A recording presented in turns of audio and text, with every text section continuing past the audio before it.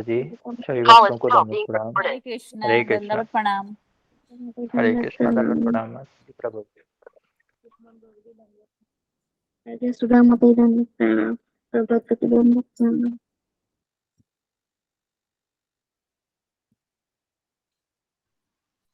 हरे कृष्णा, सभी भक्तों को मेरा दंडवत प्रणाम। हरे कृष्णा गुरु जी, दंडवत प्रणाम। हरे कृष्णा माता जी, सब दंडवत प्रणाम। हरे कृष्णा।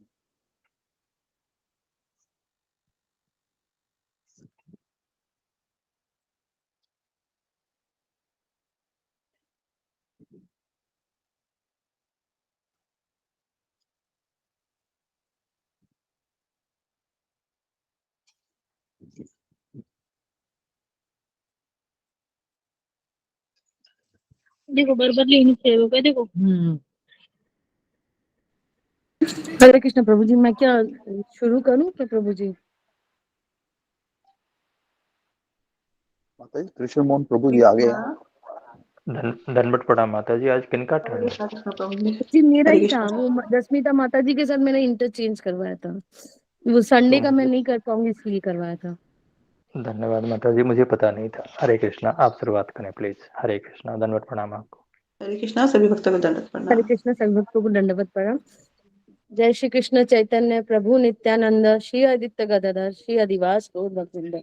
जय श्री नमस्ते नरसिंहाय, प्रहलाद लाद दायिने, हिरण्यकशिपुर्वक्षः, शीलाटङ्कनखालाय, इतो नरसिंहा परितो नरसिंहा, यतो यतो यामि ततो नरसिंहा, वहे नरसिंहा हृदये नरसिंहा, नरसिंहमदं शरणं तपते, तव कर कमलवरे नखाम, अद्भुत सिंहम दालिता हिरण्यकश्यपु दानुभृंगम, केशवधीता नर हरि रूपा, जय जगदीश हरे, जय जगदीश हरे।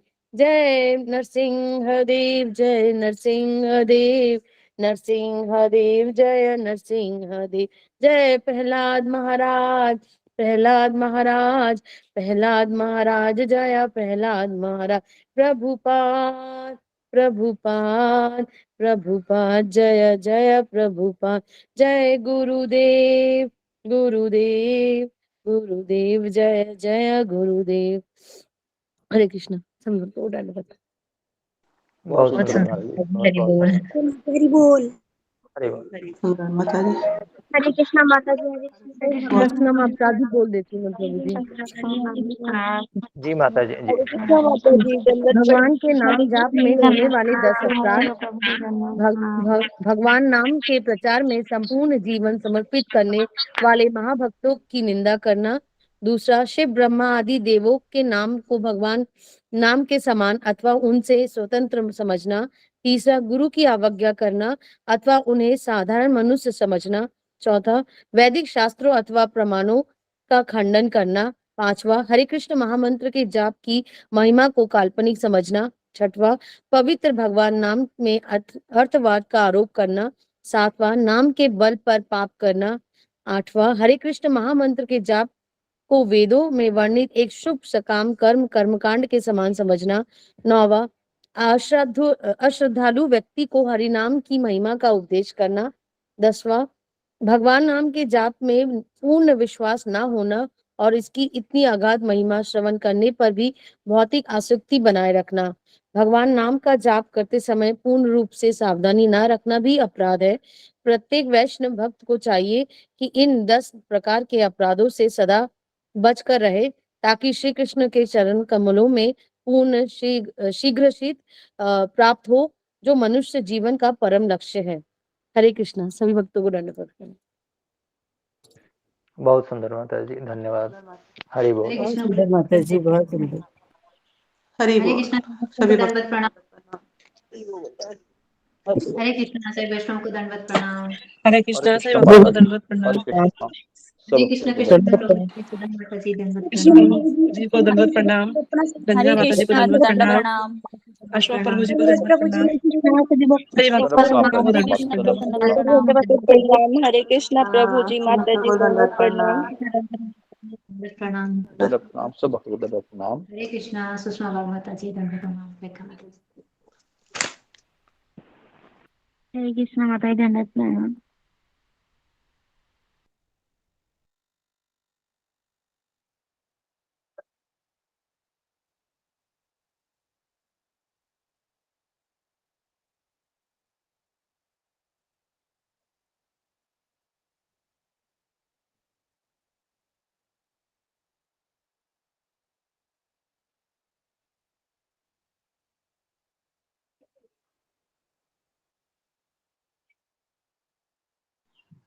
हरे कृष्णा दंडवत प्रणाम भक्तों को हरे कृष्णा दंडवत प्रणाम। सभी भक्तों को हरे कृष्णा दंडवत प्रणाम।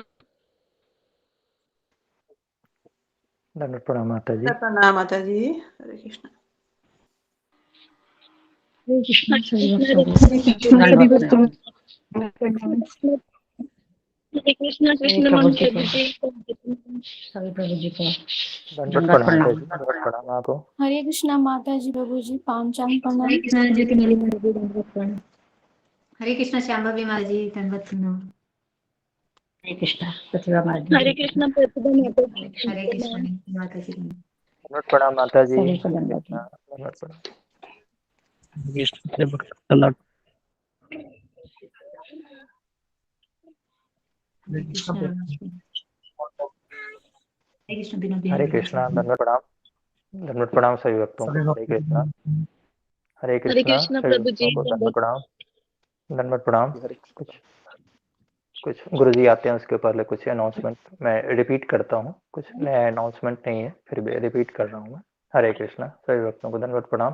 हरे कृष्णा प्रभु जी छत्र के दंडवत प्रणाम। दंडवत प्रणाम प्रभु जी। दंडवत प्रणाम आपको। हरे कृष्णा। प्रणाम दंडवत प्रणाम। हरे कृष्णा हरे कृष्णा। इधर आ तो जाओ। कृपया हरे म्यूट कृष्णा कर लीजिए दंडवत प्रणाम सभी भक्तों को। कृपया सत्संग के समय गुरु जी के आने के बाद अपना कैमरा जरूर ऑन रखिए और माइक बंद रखिए। तो ये याद रखिएगा, गुरु जी जब सत्संग करते हैं तो इसका आप लोग ख्याल रखें। कल मंगल आरती सत्र में भी एक दो माता जी का माइक ऑन हो गया था और बहुत लंबे समय तक ऑन था। तो कृपया उसका ख्याल रखिए कि सत्र के समय सबको नोटिस हो जाता है, क्योंकि सबका बंद रहता है, जिसका भी ऑन होता है तो बैकग्राउंड से नॉइज आता है तो सत्संग डिस्टर्ब हो जाता है। और कल एक शालिनी गुप्ता माता जी मंगल आरती पीछे से गाएंगी। तो जो अमेंडमेंट है, गुरु जी का आदेश आया है, जो मंगल आरती कल पीछे से शालिनी गुप्ता माता जी गाएंगी जो सुबह के सत्र में। तो जो शालिनी गुप्ता माता जी हैं तो कृपया नोट कर लें। मैं ग्रुप में अभी अमेंडेड जो लिस्ट है वो मैं डालूंगा गुरु जी के कन्फर्मेशन के बाद। तो इसका आप लोग थोड़ा नोट कर लें।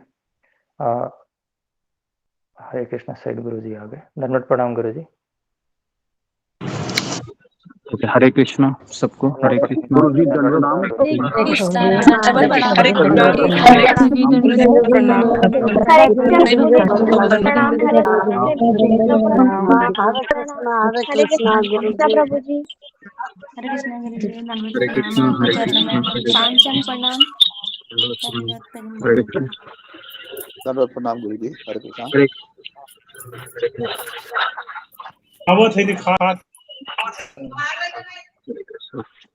ओके हरे कृष्णा। हरे कृष्णा गुरु जी दंडवत प्रणाम। हरे कृष्णा सबको। हरे कृष्णा। हरे ओके कृष्ण धन्यवाद राम गुरुदेव। हरे कृष्ण धन्यवाद। ओके तो हरे हम कृष्ण शुरू करते गुरु हैं। जी दंडवत दंडवत प्रणाम सबके चरणों में मेरा भी। तो आगे बढ़ते हैं अभी हम। ओम अज्ञानतिमिरान्धस्य ज्ञानाञ्जनशलाकया चक्षुरुन्मीलितं येन तस्मै श्रीगुरुवे नमः। श्रीचैतन्यमनोभीष्टं स्थापितं येन भूतले स्वयं रूप कदा मह्यं ददाति स्वपदान्तिकं। वन्देऽहं श्रीगुरो श्रीयुतापदकमलं श्रीगुरून् वैष्णवांश्च श्रीरूपं साग्रजातं सहगण रघुनाथान्वितं तं सजीवं साद्वैतं सावधूतं परिजना सहितं कृष्ण चैतन्य देवं श्री राधा कृष्ण पादान सहगण ललिता श्री विशाखान्वितांश। हे कृष्ण करुणा सिंधु दीनबंधु जगतपते गोपेश गोपिका कांत राधा कांता नमोस्तुते। तप्त कांचन गौरांगी राधे वृंदावनेश्वरी वृषभानुसुते देवी प्रणमामि हरिप्रिये। श्री कृष्ण चैतन्य प्रभु नित्यानंद श्री अद्वैत गदाधर श्रीवासादि गौर भक्त वृंद। हरे कृष्णा कृष्णा कृष्णा हरे हरे हरे राम राम राम हरे हरे। मुखं करोति वाचालं पंगुं लंघयते गिरिं यत्कृपातमहं वन्दे श्री गुरु दीनतारिणम्।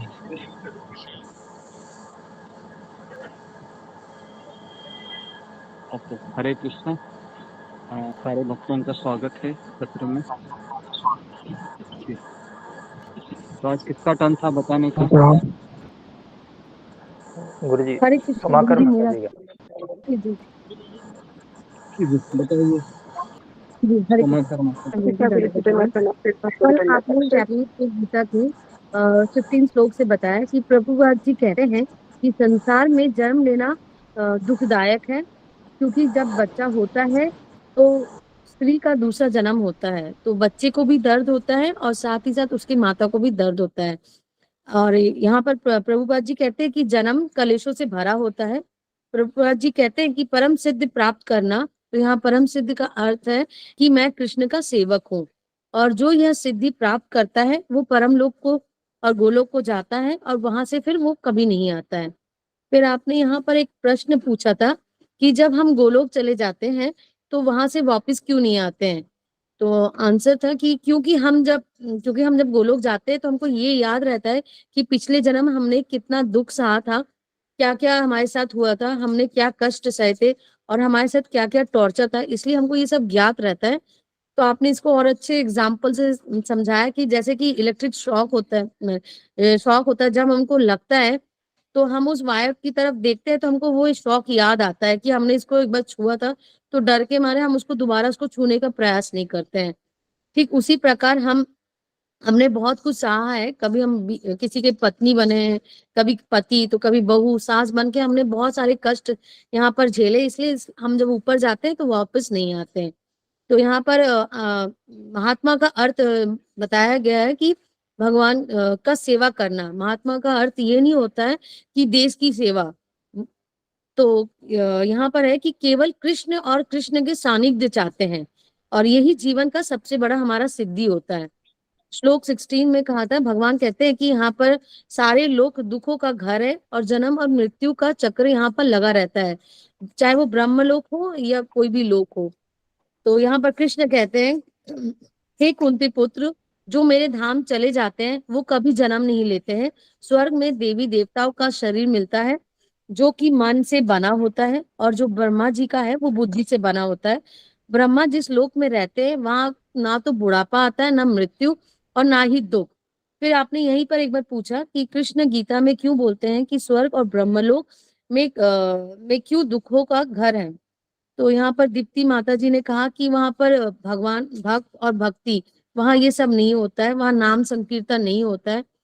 फिर वैशाली तट माता जी ने भी यही बोला कि वहां पर 3 गुणों का प्रभाव होता है। फिर यहाँ पर कृष्ण मोहन प्रभु जी भी बोलते हैं कि वहां पर जन्म मृत्यु का चक्कर लगा रहता है।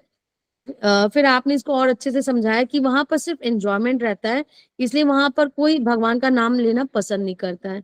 और यहाँ पर आपने एक शादी का एग्जाम्पल दिया था कि अगर हम कहीं शादी में जाते हैं और वहां पर अगर किसी से बोलते हैं कि चलो तुम मेरे साथ एक माला कर लो, तो वहां पर सब बोलेंगे अरे देखते नहीं हो यहाँ तो शादी का माहौल है, तो कोई इंटरेस्ट नहीं करते हैं। ठीक उसी प्रकार स्वर्ग लोक या जो भी लोक है वहां पे कोई नाम हर संकीर्तन में इंटरेस्ट नहीं लेते हैं। फिर प्रभुपाद जी कहते हैं, समस्त योगी जब तक कृष्ण भावना प्राप्त नहीं कर लेते वो धाम नहीं जा सकते हैं। फिर आपने यहाँ कर्म योग, ज्ञान योग, अष्टांग योग के डिफरेंसेस पूछा था। कर्म योगी को पता है कि कृष्ण भगवान है, वो भगवान की से जुड़ा रहता है, लेकिन वो उतना इम्पोर्टेंस नहीं देता है। और जो ज्ञान होगी ज्ञान योग है, वो निष्काम योग करता है, कृष्ण की सेवा करता है, लेकिन वो मुक्ति को ज्यादा इम्पोर्टेंस देता है। और जो अष्टांग योगी है, वो भी कृष्ण की सेवा करता है, लेकिन वो ज्यादा इम्पोर्टेंस ब्रह्म ज्योति को देता है, और वो ध्यान परमात्मा की तरफ और लगाता है। लेकिन जो भक्ति योग में है, वो भगवान और गुरु को ही इम्पोर्टेंस देता है, और वो जो भी कार्य करता है वो गुरु और के आदेश से ही करते हैं। जैसे शिला प्रभुपाद जी और हमारे आचार्य जी थे, सब वो गुरु के आदेश से ही अपना करते थे, भक्ति करते थे। तो यहाँ पर कृष्ण मोहन प्रभु जी ने बताया कि और जो लोग उच्चतर लोक है, वह पुनः बारिश के रूप से पृथ्वी पर गिरते हैं और पेड़ पौधे के बन जाते हैं, और उनको ही जो जीव ग्रहण करता है, फिर वह उन्हीं के बच्चे के रूप में जन्म लेते हैं।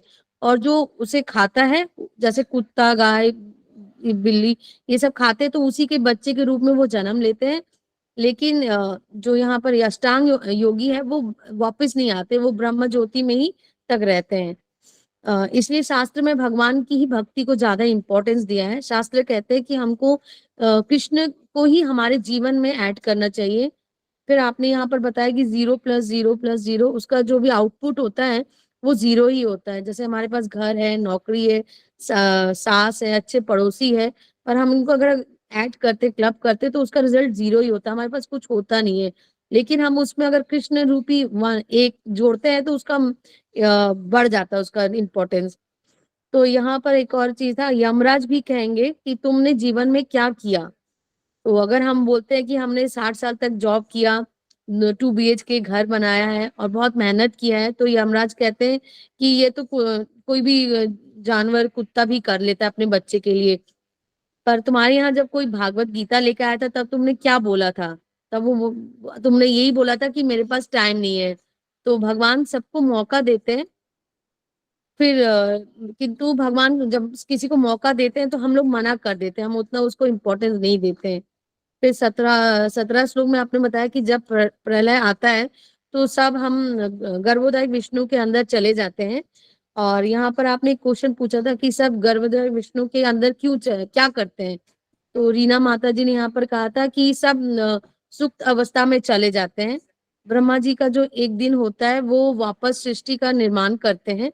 तो फिर से ऐसे ही होता है, जब ब्रह्मा जी जागते हैं तो वो फिर से सृष्टि का निर्माण करते हैं, और फिर जब वो सोने चले जाते हैं तो फिर से प्रलय आता है। तो आपने यहाँ पर एक क्वेश्चन पूछा था कि जब कलयुग खत्म होता है, तो क्या डायरेक्ट सतयुग स्टार्ट होता है। तो यहाँ पर गीता माता जी ने बताया था कि नहीं, एक छोटा सा प्रलय फिर से आता है, जो फिर से मतलब सतयुग के स्टार्ट से एक फिर से एक छोटा सा मिनी, जो आपने बताया था कि मिनी प्रलय आता है, छोटा सा। फिर आपने बताया था कि प्रलय 4 प्रकार के होते हैं।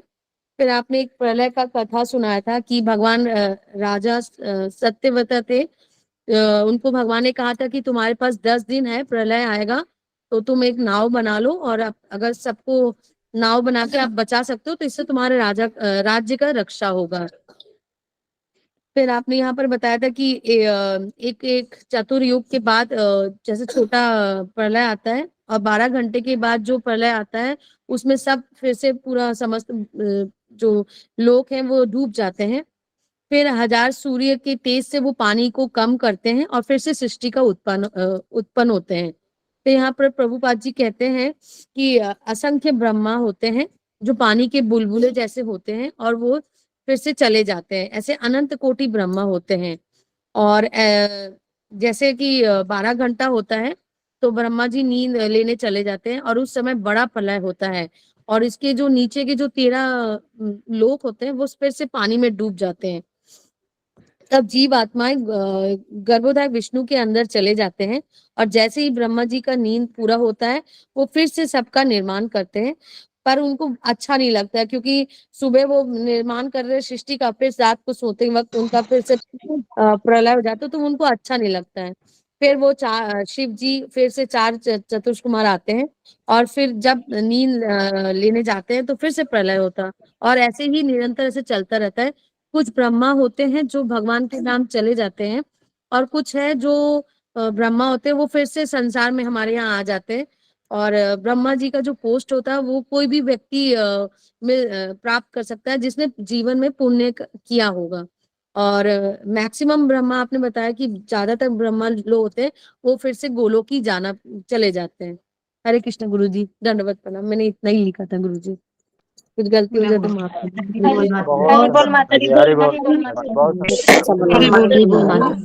बहुत बहुत माता जी, गुरु जी और आपके हरे कृष्ण गुरु जी, दंडवत प्रणाम। हरे कृष्णा माता जी, बहुत सुंदर। सभी भक्तों को दंडवत प्रणाम। जी हरे कृष्णा कृष्णा। हरे कृष्णा गुरु जी, हरि हरे बोल बोल माता माता जी। जी। कृष्णा गुरु जी, दंडवत प्रणाम। हरे कृष्णा सारे भक्तों को दंडवत प्रणाम। हरे कृष्ण गुरु जी, दंडवत प्रणाम। सभी भक्तों को दंडवत प्रणाम। हरे कृष्ण गुरु जी, दंडवत प्रणाम। सभी भक्तों को दंडवत प्रणाम। हरे कृष्ण गुरु जी, दंडवत प्रणाम। सभी भक्तों को मेरा दंडवत। ओके, हरे कृष्णा। तो धन्यवाद सोमाकर माता जी, हमेशा की तरह अपना अच्छा बताया। तो तो आज हम एक ऐसे विषय पे चर्चा करने जा रहे हैं। हालांकि मैं अभी बाहर हूँ मैं, तो इसके लिए थोड़ा सा नेटवर्क इशू हो सकता है। और जी तो तो आज हम एक ऐसे विषय पे चर्चा करने जा रहे हैं जो अभी भारत में काफी तनावपूर्ण वह प्रसंग है। लेकिन अक्सर हम जब ऐसे प्रसंग को देखते हैं तो हमें आध्यात्मिक सीख भी प्राप्त होने बहुत आवश्यक है। नहीं तो हम ऐसे जब हम न्यूज़ मीडिया हम जब सुनते हैं तो विचलित हो जाते हैं। तो इसलिए आज हम थोड़ी सी इस बारे में चर्चा करेंगे कि ये क्यों हो रहा है, इसका कारण क्या है। भौतिक कारण भी हम देखेंगे और हम आध्यात्मिक कारण भी देखने की चेष्टा करेंगे। ओके जी।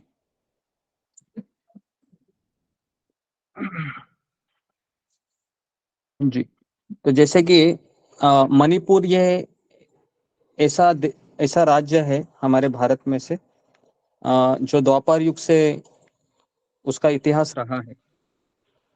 अगर आपको पता होगा कि जो अर्जुन की जो पत्नी थी वह मणिपुर के राजा की ही एक लड़की थी। क्या नाम था उनका, किसी को याद है? जो मणिपुर की राजा की एक लड़की थी जो ओलोपी, ओलोपी अर्जुन है, की पत्नी थी। ओलोपी है एलोपति जी। या ओके, चित्रगंधा थी एक, और एक चित्रांग ओलोपी थी। चित्रांगना करके थी एक, है ना? जी, हाँ, चित्रांगना जी गुरु जी। चित्रांगना थी जी। तो ये जो मणिपुर है, तो यहाँ पर अभी जो हत्याकांड हुआ है उसके बारे में हम चर्चा नहीं करेंगे। हम कारण को देखेंगे, क्योंकि शास्त्र कहता है कि कारण के बिना परिणाम नहीं होता है। तो जो भी परिणाम अभी हमको देख रहे हैं इसके पीछे यह कारण है कि कुछ तो कारण है। तो उस कारण को हम देखेंगे, वो भौतिक कारण है, ठीक है, उसके ऊपर भी हम ज्यादा प्रकाश नहीं डालेंगे। उस भौतिक कारण को देखने के बाद पश्चात हम ये देखेंगे कि तो मुझे क्या करना चाहिए एक साधक होने के नाते। तो ये हम देखेंगे, ठीक है। ओके जी।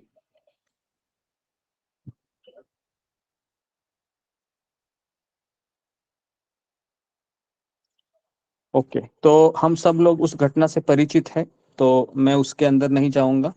जो भी हुआ है बहुत गलत हुआ है, और इस संसार में इतिहास ऐसे रहा है जब से सृष्टि की निर्माण हुआ है। इस संसार में दो प्रकार के लोग होते हैं, देवता और असुर।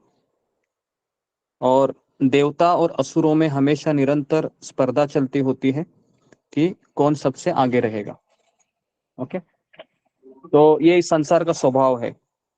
अभी हम थोड़ा सा जो मणिपुर में जो अभी चल रहा है ना, वो कोई ऐसी नई चीज नहीं है।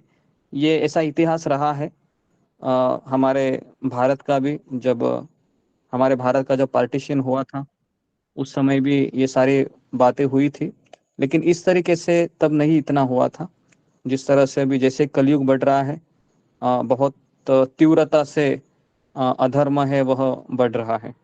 है ना जी। तो हुआ ऐसे था कि जब हमारा भारत देश स्वतंत्र हुआ 1947 में, तो उस समय हमारे जो प्राइम मिनिस्टर थे जवाहरलाल नेहरू, ये मैं भौतिक कारण बता रहा हूँ तो थोड़ा सा आपको बैकग्राउंड पता चलेगा, और उसके बाद फिर हम आध्यात्मिक कारण देखेंगे, ठीक है।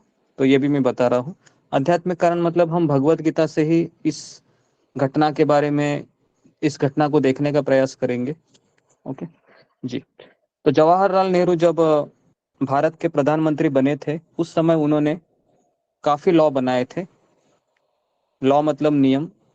और एक नियम उन्होंने ऐसा बनाया था मणिपुर के लिए कि यहाँ पर भारतीय साधु लोगों को मणिपुर में आना ये मना है, अलाउड नहीं है। और दूसरा उन्होंने, लेकिन जो क्रिश्चियन मिशनरी है, जो धर्म प्रचारक है, वो वहां पर आ सकते हैं, ठीक है।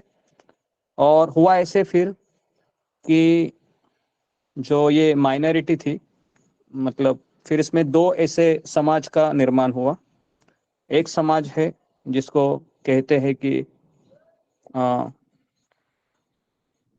जी, एक समाज है मैतेई, जो वहाँ के हिंदू लोग हैं, और दूसरा है कुकी, जो वहाँ के क्रिश्चियन लोग हैं, ठीक है। तो जब ये क्रिश्चियन लोग वहाँ पर आए, क्योंकि वहाँ पर उनको अलाउड था, दूसरा नियम ये बनाया गया था कि जो क्रिश्चियन लोग हैं वहाँ पर जमीन खरीद सकते हैं, लेकिन जो हिंदू लोग हैं वहाँ पर वह जमीन खरीद नहीं सकते हैं, ठीक है, उनके लिए मना है। तो हुआ ऐसे फिर कि फिर ये माइनॉरिटी होने के कारण इनको रिजर्वेशन भी दिया गया। शेड्यूल कास्ट होते हैं SC ST, और इसकी वजह से इनको सरकारी नौकरी मिलना, उसके बाद उनके बेटों को एडमिशन मिलना, है ना। तो इस तरीके से फिर क्या हुआ कि तेजी से धर्म परिवर्तन होने लगा। कहाँ पर? मणिपुर में। तो काफी लोग हैं, उन्होंने क्रिश्चियन धर्म को स्वीकार किया, और फिर वह कुकी ये जो समाज है वो वहां पर बढ़ने लगा। तो अभी हुआ इतने सालों के पश्चात इस तरीके से हुआ कि ये जो मैतेई समाज के लोग थे, वहाँ के लोकल हिंदू लोग, तो ये बहुत माइनॉरिटी में आ गए, काफी कम लोग हो गए इनके। तो इन्होंने फिर सरकार के सामने एक प्रस्ताव रखा कि हमें भी आप शेड्यूल कास्ट का रिजर्वेशन दे दीजिए। तो इस तरीके से फिर सरकार ने उनका जो डिमांड था वो पूरा किया, और उनको भी इस तरीके से कहा कि ठीक है, आपको भी हम शेड्यूल कास्ट का हम आपको भी ये देते, लागू करते हैं। तो इस निर्णय को वो जो वहाँ के जो लोकल मिशनरी थे क्रिश्चियन लोग, उनको ये बिल्कुल अच्छा नहीं लगा। तो फिर उन्होंने क्या किया, फिर उन्होंने वो 4 मई 3 मई के करीब इतना बड़ा उन्होंने 1000 लोग आए थे। तो फिर उन्होंने क्या किया, उस मैतेई समाज थे तो उनके ऊपर आक्रमण किया, और उनके पास काफी ऐसे जो बंदूक थे, जो चीजें इस्तेमाल करते हैं, वो सारी चीजें थी। और उसको इस तरीके से रूप किया दिया गया कि फिर जो नहीं होना चाहिए था वो सारी चीजें वहां पर हो गई। और फिर जो वहाँ के जो लोकल लोग थे मैतेई समाज के, उन्होंने पुलिस में FIR भी दर्ज की, लेकिन उनको वहां पर जस्टिस नहीं मिला, है ना। और उसके पश्चात फिर 1 डेढ़ महीने के पश्चात एक वीडियो वायरल हुआ यूट्यूब में, और उससे पूरा देश है वो, है ना, जग गया, और पूरे देश में एक तरीके से अग्नि भड़कने का कार्य हो गया। और अभी हम देख रहे हैं कि 2 महीने हो गए, मणिपुर में अभी भी शांति नहीं है, ठीक है। तो इसका कारण ये था कि जो मैंने आपको बताया, कारण ये एक राजनीतिक कारण हो सकता है, इसको हम ऐसे देखेंगे कि, लेकिन अगर आप इस चीज को देखेंगे तो अभी हाल ही में ऐसा देखा गया है कि चर्च जलाए जा रहे हैं। जो मैतेई समाज के लोग हैं वो चर्च को जला रहे हैं, और जो कुकी समाज के लोग हैं वो मंदिरों को जला रहे हैं। और इस तरीके से दोनों भी अभी तक ऐसा न्यूज आया है कि 200 मंदिर और 200 चर्च अभी तक उद्ध्वस्त किए गए हैं। है ना। और अभी जो मणिपुर के जो अभी डिमांड क्या है, जो मणिपुर के जो क्रिश्चियन मिशनरी है वह सरकार के सामने प्रस्ताव रख रहे हैं कि हमें हमारा स्वतंत्र एक देश चाहिए, हमको मणिपुर लोगों के साथ नहीं रहना है।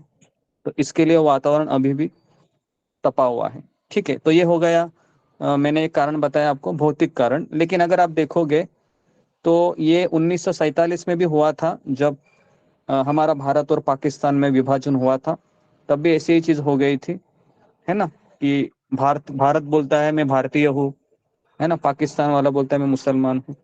तो इस तरीके से ये सदियों से चला आ रहा है। ऐसा नहीं है कि ये नया चीज है, कि केवल कारण अलग है। तब कारण ये था कि हमारा धर्म था। तो अभी हुआ है ऐसा है कि एक शेड्यूल कास्ट का जो दर्जा है ना, वो दिया जाता है किसी धर्म को, और उससे लोग परिवर्तन इसलिए होते हैं क्योंकि अगर मैं उस धर्म का हो जाऊंगा तो मुझे सरकार की तरफ से काफी चीजें प्राप्त होगी, मुझे जॉब मिलेगा, शेड्यूल कास्ट का मैं मुझे कास्ट सर्टिफिकेट मिलेगा। तो ये सब चीजें हैं, फिर वह धर्मांतरण व्यक्ति करते। तो उसमें कोई ये कारण नहीं होता है कि मुझे भगवान से प्रेम है, उसमें एक भौतिक स्वार्थ होता है। तो इसके लिए जो भी हुआ है, तो आप बोलोगे कि फिर वो 2-3 लेडीज का क्या है, उन्होंने कौन सी गलती की थी।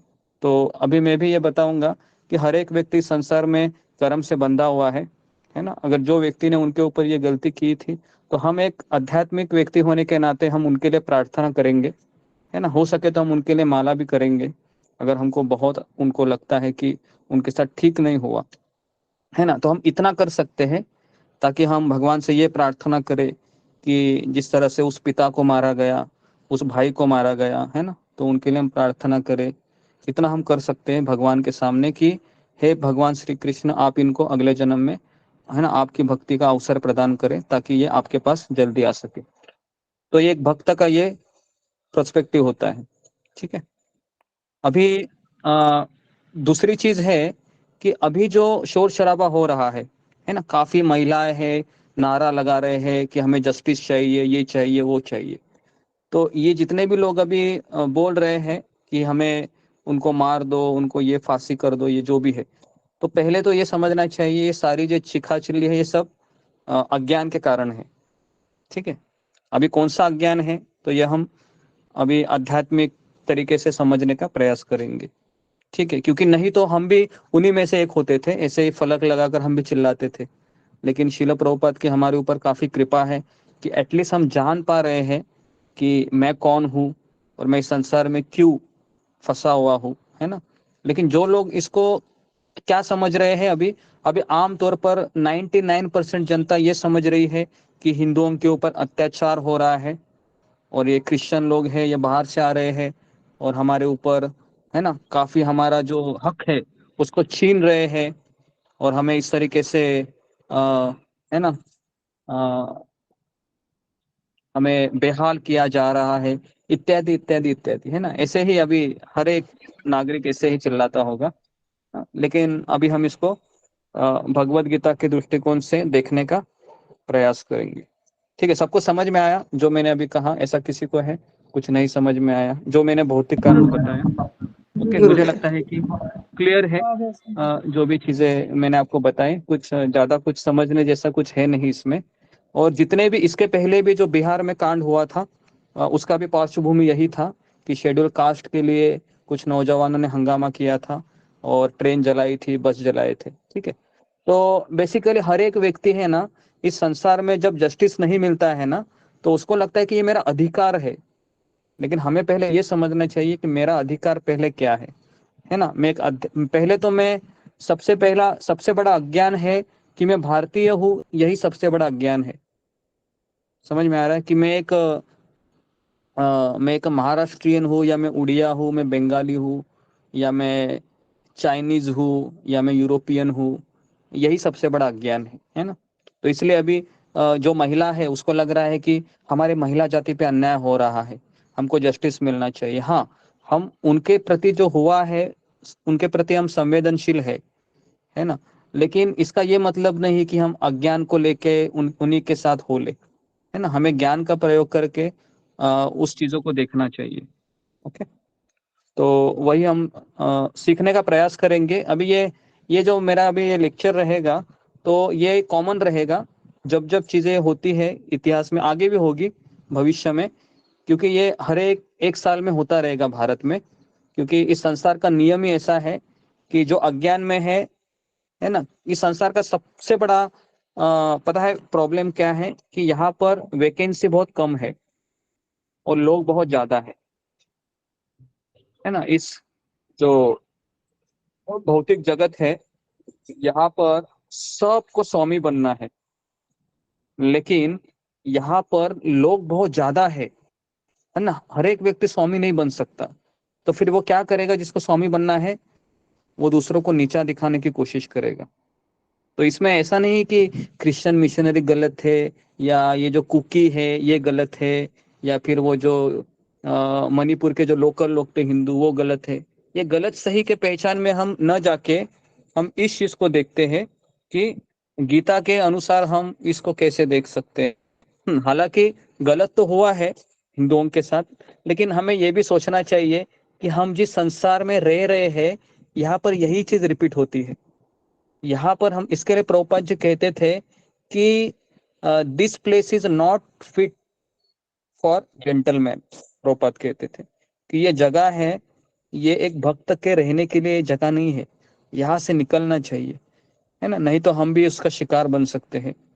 बराबर है। अगर हम मणिपुर में अभी होते थे, आप सोच सकते थे हमारी क्या हालत होती थी, है ना। वहां पर इंटरनेट भी नहीं है अभी, क्या आप क्लास ज्वाइन कर सकते थे? वो भी नहीं कर सकते थे, है ना। आप तो वो बस वही हालत, वो इतना बम्बार्डमेंट होता था हमारे मन के ऊपर उस परिस्थिति का कि हम शायद डिप्रेशन में चले जाते, है ना।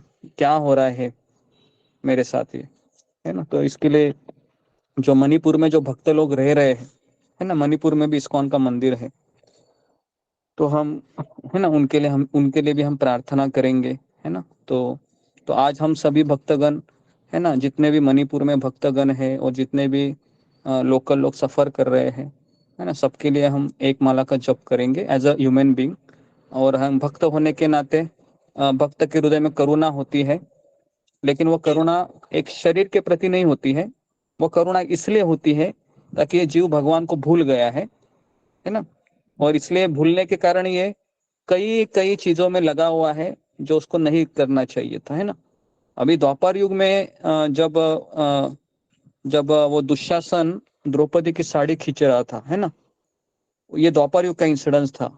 और आज भी लोग उस चीज को भत्सना करते हैं, है ना। लेकिन कल युग में हम देख रहे हैं कि ये सारी चीजें हैं। अभी जैसे केरला स्टोरी भी हमने बताई थी, वहां पर भी यही होता है। केरला के लड़कियों को ऐसे ब्रेन वॉश किया जाता है और धर्म के नाम पे उनको, है ना, वो उनको वहां पर भेजा जाता है उस जगह पे, है ना, और वहां पर उनके साथ गलत गलत चीजें हो जाती है। तो इसके लिए खास करके अभी हम देख रहे हैं कलयुग में स्त्री को ज्यादा शिकार किया जा रहा है, क्योंकि हर एक को पता है कि स्त्री को अगर कुछ किया तो पूरा समाज भड़क जाता है ना जी। तो अभी हम इस चीज को हम आध्यात्मिक तरीके से समझने का प्रयास करेंगे। तो जिनके पास भगवत गीता है वह 15वें अध्याय का 7वां श्लोक निकाल लीजिए।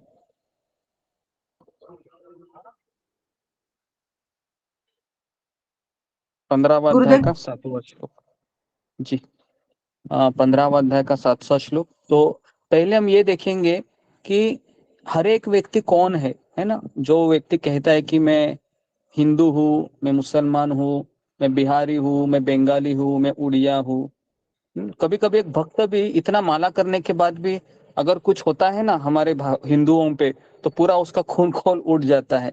वो ये समझता नहीं है कि ये संसार भगवान ने बनाया ही ऐसे है कि यहाँ पर असुर और देवता में कंपटीशन होती रहेगी।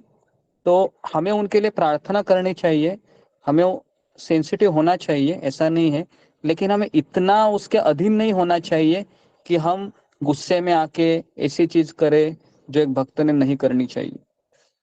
ओके जी। तो श्लोक क्रमांक 7 जी।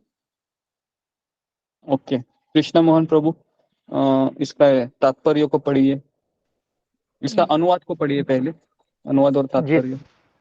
जी गुरुजी, दंडवत प्रणाम। सभी भक्तों को दंडवत प्रणाम, दंडवत प्रणाम गुरुजी। इस बद्ध जगत में सारे जीव मेरे शाश्वत अंश हैं। बद्ध जीवन के कारण वे छहों इंद्रियों से घोर संघर्ष कर रहे हैं, जिनमें मन भी सम्मिलित है। इस श्लोक में जीव का स्वरूप स्पष्ट है। जीव परमेश्वर का सनातन रूप से सूक्ष्म अंश है।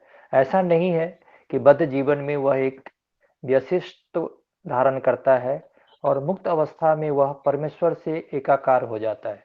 वह सनातन का अंश रूप है। यहाँ पर स्पष्टतः सनातन कहा गया है। वेद वचन के अनुसार परमेश्वर अपने आप को असंख्य रूपों में प्रकट करके विस्तार करते हैं, जिनमें से व्यक्तिगत विस्तार विष्णु तत्व कहलाते हैं और गौण विस्तार जीव कहलाते हैं। दूसरे शब्दों में विष्णु तत्व निजी विस्तार यानी स्वांश है और जीव विभिन्न अंश यानी पृथकीकृत अंश है। अपनी स्वांश द्वारा वे भगवान राम, नरसिंह देव, विष्णु मूर्ति तथा वैकुंठ लोक के प्रधान देवों के रूप में प्रकट होते हैं। विभिन्नांश अर्थात जीव सनातन सेवक होते हैं। भगवान के स्वांश सदैव विद्यमान रहते हैं। इसी प्रकार जीवों के विभिन्न अंशों के अपने स्वरूप होते हैं। परमेश्वर के विभिन्न अंश होने के कारण जीवों में भी उनके आंशिक गुण पाए जाते हैं, जिनमें से स्वतंत्रता एक है। प्रत्येक जीव का आत्मा रूप में अपना व्यशिष्ट और सूक्ष्म स्वातंत्र होता है। इसी स्वातंत्र के दुरुपयोग से जीव बद्ध बनता है और उसके सही उपयोग से वह मुक्त बनता है। दोनों ही अवस्थाओं में वह भगवान के समान ही सनातन होता है।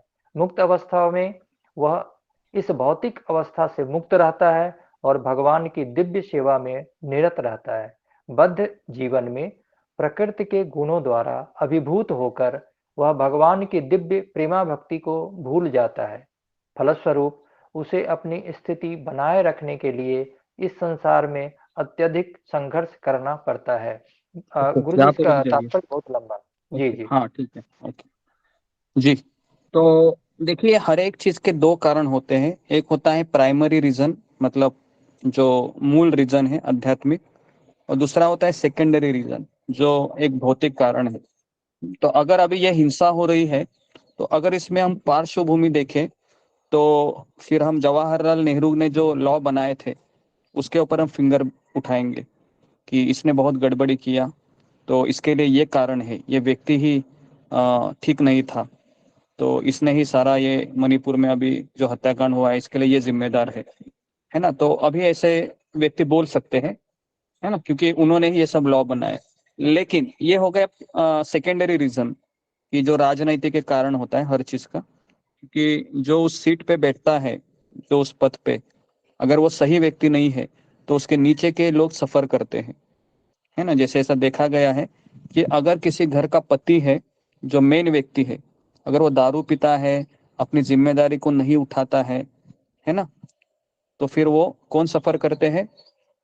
उसकी पत्नी और उसके बच्चे, है ना। ये देखा गया है। तो उसी तरीके से जब एक राजा है ना, जैसे प्रधानमंत्री थे हमारे, वो जब कोई गलत निर्णय लेते हैं तो पूरी प्रजा सफर करती है ना, जो भी है। लेकिन ये हो गया सेकेंडरी रीजन हो गया जो, और लोग इसी रीजन को देखकर अभी पूरी मीडिया है आंख से फनफना रही है ना, पूरे आंख के ऊपर ऐसे पूरा देश है अभी, क्योंकि सब लोग सेकेंडरी रीजन को ही देख रहे हैं कि ये गलत है, ये गलत है, इसने ये किया, इसने ऐसा क्यों किया, है ना। और बस, और उसी के चलते कुछ लोग सोच रहे हैं कि इतना किया तो इसका ये मतलब है क्या कि इस तरह से उन्होंने इसके ऊपर करना चाहिए क्या, इत्यादि इत्यादि इत्यादि। तो इस तरीके से लोग अभी आपस में यही चर्चा फैल रही है। लेकिन एक भक्त है वो हमेशा इसको, कि भगवान श्री कृष्ण ने जो गीता में श्लोक दिए हैं उसके पर्सपेक्टिव से हर चीज को देखना पसंद करता है, क्योंकि उसको पता है कि यही सत्य है। बाकी जो हो रहा है ये तो इस संसार का नियम है। जैसा कल हमने देखा था कि ब्रह्मा जी के 12 घंटे में से कितने कलयुग आते हैं? 1000 कलयुग आते हैं, है ना। हाँ, और ऐसे हर कलयुग में ये मणिपुर घटना होती ही रहती है। ऐसा नहीं है कि ये पहली बार हुआ है कलयुग में। ये चलता ही रहता है ना, क्योंकि जहाँ पर भौतिक जगत है वहां पर दो गट हमेशा मौजूद रहेंगे, है ना। और इतना हम अगर आगे भी नहीं जाएंगे तो हमारे घर में हम देखेंगे जिस पिता के दो भाई होते हैं, है ना, उसमें भी आपने देखा है, उसमें भी थोड़ा पार्टीशन को लेके मनमुटाव होता है कि नहीं, होता है, देखा गया है। तो ये कोई ऐसी बड़ी बात नहीं, बस यहाँ पर बड़े पैमाने पे हुआ है और उन्होंने इस तरीके से जो किया है वो बहुत ही गलत किया है। ऐसा तो नहीं करना चाहिए था, लेकिन उन्होंने क्योंकि अगर ये ऐसा उसको राजनीतिक एक जो भी है, जो उसका रीजन रहेगा, तो हमें इनका रीजन तो बताया, सेकेंडरी रीजन। अभी हम जो मूल रीजन है वो हम देखना पसंद करेंगे कि कृष्ण क्या बोलते हैं। तो कृष्ण इस अध्याय में कह रहे हैं कि इस बद्ध जगत में सारे जीव मेरे शाश्वत अंश है। इसका अर्थ क्या है कि ना वो व्यक्ति वो कुकी है और ना वो, है ना, मैनेति करके एक ऐसे दो गुट है मणिपुर में। तो भगवान कह रहे कि ना वो क्रिश्चियन है ना वो हिंदू है, ये सब मेरे शाश्वत अंश है। अगर ये किसी को पता चला तो क्या वो झगड़ा करेगा, बताइए। अगर जब उसको पता चलेगा कि मेरा पिता ही एक है, तो करेगा ही नहीं। जी झगड़े ही हाँ, जी तो अभी हो क्या रहा है कि क्रिश्चियन लोग कह रहे हैं कि मेरे पिता अलग है और हिंदू लोग कह रहे हैं मेरे पिता अलग, तो इसलिए कलह हो रहा है, ठीक है। तो भगवान श्री कृष्ण कह रहे हैं इस बद्ध जगत में सारे जीव मेरे शाश्वत अंश है और बद्ध जीवन के कारण वे 6 इंद्रियों से घोर संघर्ष कर रहे हैं, जिनमें मन भी सम्मिलित है। ये 6 इंद्रियां कौन सी है, जी बताओ जी, फिंगर को रेस कीजिए। हाँ, ये 6 इंद्रिय कौन सी है जिससे हम संघर्ष कर रहे हैं बहुत, जी एकता सोमानी। मन बुद्धि अहंकार और एकांत नाक कान जीभ और सोच। कितने हो गए टोटल? 8। तो मैंने कितने कहा है यहाँ पर? Okay, next Sumita Sinha. हरे कृष्ण गुरु जी, नमस्कार प्रणाम। हुई 6 इंद्रियां हुई, आंख कान नाक जीभा और त्वचा मन। मन जी को मिलाकर 6। ओके, मन के मिला के ये 6 इंद्रिय है हमारे, है ना। इससे संघर्ष कर, हर एक व्यक्ति संघर्ष कर रहा है, देखो, है ना, हर एक व्यक्ति संघर्ष कर रहा है। अगर आप देखोगे ना तो उसका मन उसको कहता है कि ये तुम्हारे लिए बहुत जरूरी है, इससे शादी करोगे ना तो सुखी हो जाओगे। और वही मन हमको 1 साल के बाद क्या कहता है कि मैंने बताया था इससे शादी मत करो। समझ में आ रहा है ये मन कैसे गुगली खेलता है ना। तो ये मन ये ऐसा है हमारा। तो इसलिए अभी हम आप बताएं हम किसको दोष दे, है ना। जो धर्म परिवर्तन करा रहे हैं, है ना, वो भी कैसा है, उसको मन क्या बोलता है, तुम धर्म परिवर्तन करो तुम्हारा अच्छा हो जाएगा। लेकिन जैसे धर्म परिवर्तन होता है उनको पता लगता है कि हमारे साथ इनजस्टिस हो रहा है, तो फिर वो अपने ही लोगों के ऊपर वह इनजस्टिस करता है। जैसे अंग्रेज लोग जब हमारे देश में थे तो उन्होंने भारतीयों को ही सिपाही के रूप में रखा था और वही भारतीय सिपाही हमारे ही भारतीयों के ऊपर अत्याचार करते थे। तो ये इस तरीके से मन कार्य करता है हमारा। ओके जी। उसके बाद प्रभुपाद लिखते हैं अभी कि इस श्लोक में जीव का स्वरूप स्पष्ट है। जीव भगवान का सनातन रूप से सूक्ष्म अंश है। तो ये उसका व्यक्तिगत उसका आइडेंटिटी है। ये अगर हम मिस करते हैं ना तो व्यक्ति हमेशा दुखी रहेगा। ये एक लाइन अगर हम जीवन से निकालेंगे कि मैं भगवान का अंश नहीं हूँ, मैं भगवान का सेवक नहीं हूँ, तो उसके जीवन में अनगणित दुखों को आना आवश्यक है। बस उसके दुख राह देख रहे हैं। जब ये 2 लाइन हम मिस कर जाते हैं जीवन में कि मैं भगवान का अंश नहीं हूँ और ना मैं भगवान का सेवक हूँ, उल्टा मैं तो इस संसार का स्वामी बनना चाहता हूँ, मुझे जस्टिस चाहिए, तो ये एक पागलपन है जस्टिस मांगना, क्योंकि हमारा एक ही अधिकार है कि हम भगवान की सेवा करना चाहते।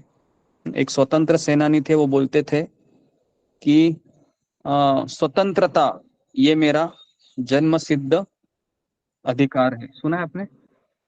ऐसे एक जी फ्रीडम गुरु जी। फाइटर बोलते थे, तो बोलते थे लाला लाजपत राय। बाल गंगाधर तिलक। बाल गंगाधर हाँ तिलक। आज तिलक। मेरा जन्मदिन जी है। जी जी जी। हाँ, तो वो ऐसा बोला करते थे कि स्वतंत्रता ये मेरा जन्म सिद्ध अधिकार है और वो मैं प्राप्त करके ही रहूंगा। तो ये उनका स्लोगन था। लेकिन हमारा स्लोगन क्या है? हमारा स्लोगन है कि भगवान की सेवा करना ये मेरा जन्म सिद्ध जन्म सिद्ध अधिकारी अधिकार है। जन्म से अधिकार है हाँ, और मैं उसको प्राप्त करके ही रहूंगा। हाँ, तो ये हमारा ये हमारा एक्चुअली अधिकार ये है। लेकिन हम इस अधिकार की बात करते हैं क्या? हम इस अधिकार की बात नहीं करते। हम कौन से अधिकार की बात कर रहे हैं? कि मुझे मुझे हाँ मुझे हाँ मुझे संसार में मजा करना है। हाँ मुझे नौकरी में मुझे आरक्षण चाहिए, इस अधिकार की मैं बात करूंगा, है ना, इत्यादि इत्यादि। जी, तो इसलिए व्यक्ति सफर करता है। और अगर इंदु माता जी, आप माइक हमेशा बंद रखिए, आपका माइक हमेशा चालू रहता है। ओके, तो इस तरीके से जी, तो ऐसा नहीं है कि बद्ध जीवन में वह एक वेष्टित्व धारण करता है। वेष्टित्व मतलब प्रभुपाद कहते हैं कि ऐसा नहीं कि बद्ध जीवन में वह भूल जाता है। वैसे भी भूल तो जाता है, लेकिन उसका जो सूक्ष्मता है ना, सुप्त सुप्त लेवल में उस वो रहता ही हमेशा कि भगवान का अंश है। और मुक्त अवस्था में वह भगवान से एक रूप होने की चेष्टा करता है। तो यहाँ पर सनातन कहा गया है। सनातन का अर्थ क्या है? वो शाश्वत भगवान का अंश है और हमेशा रहेगा।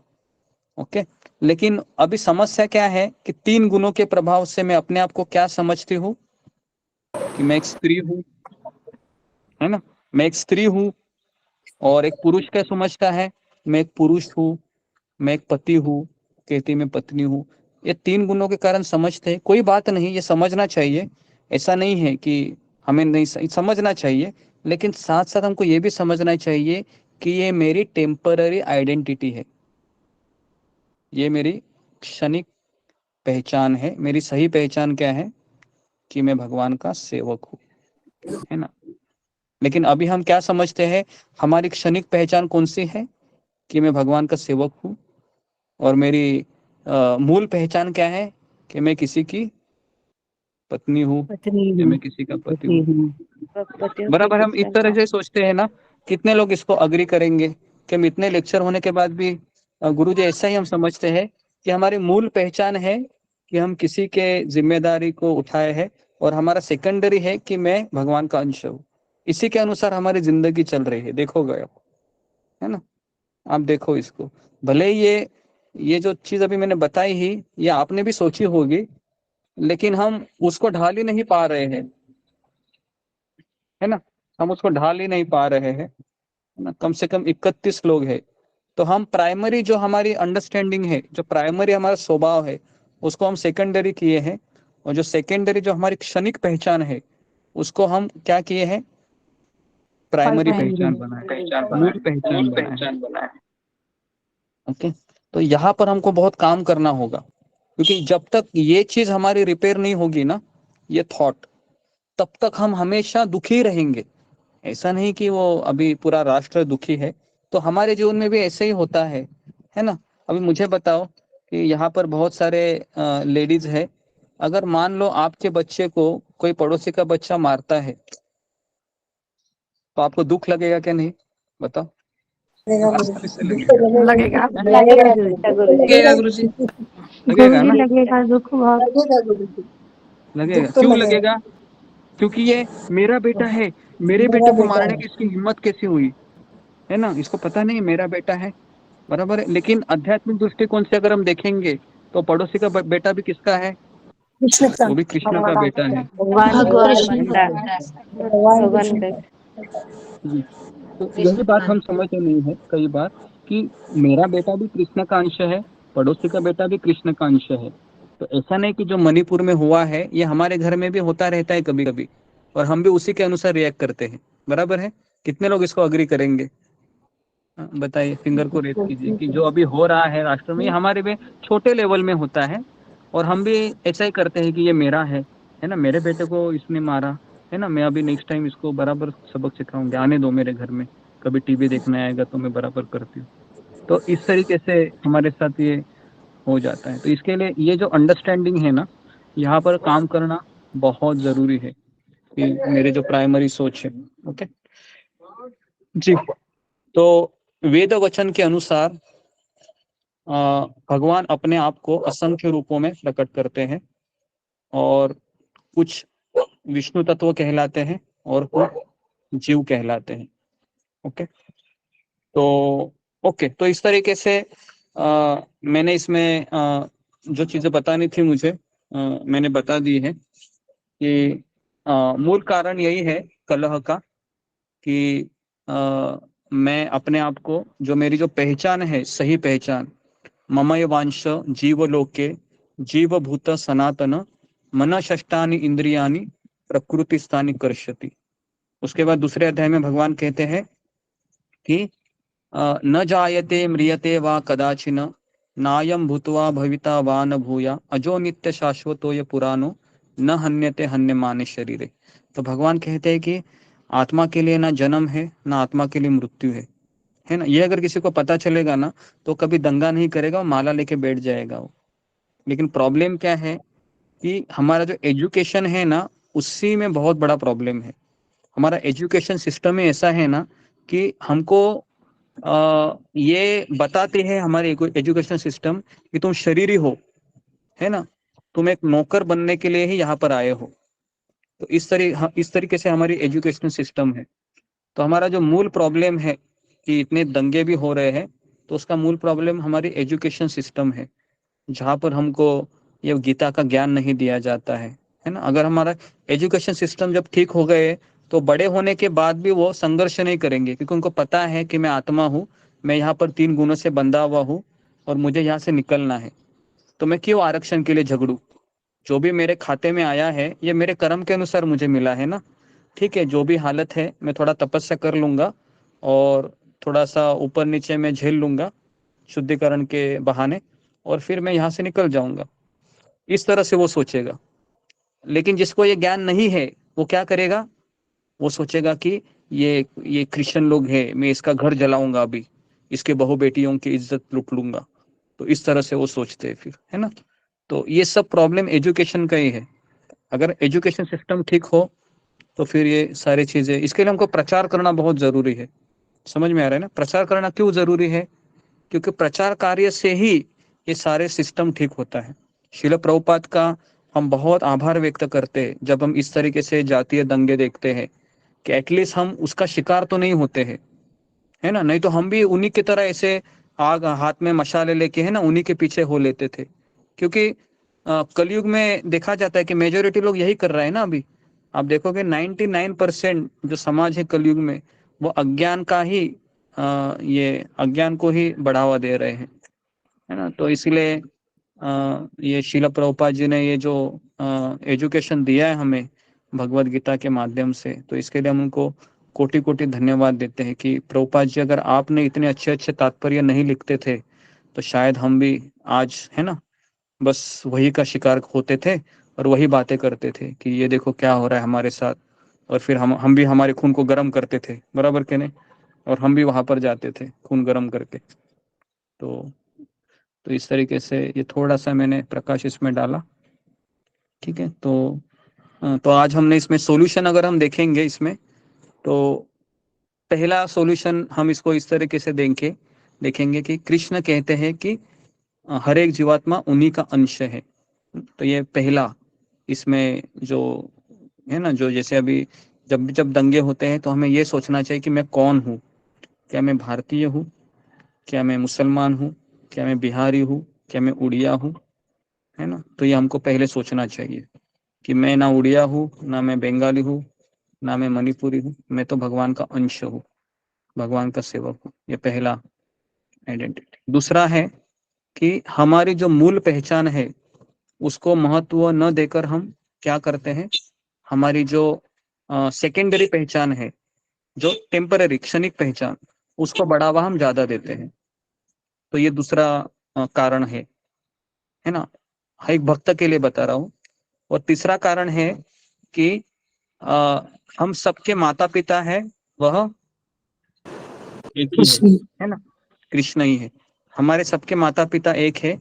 मेरा जो पड़ोसी है उसके भी माता पिता एक ही है, वो भले ही भूल गया है लेकिन मुझे तो पता है ना।